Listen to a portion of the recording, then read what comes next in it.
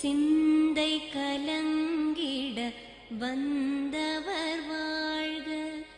நீரில் மிதந்திடும் கண்களும் காய்க. நிம்மதி நிம்மதி யோவிடம் சூழ்க.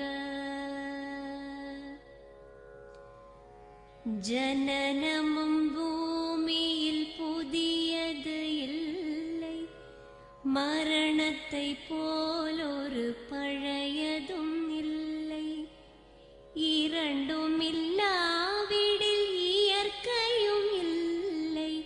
இயற்கையின் ஆணைதான் ஞானத்தின் எல்லை.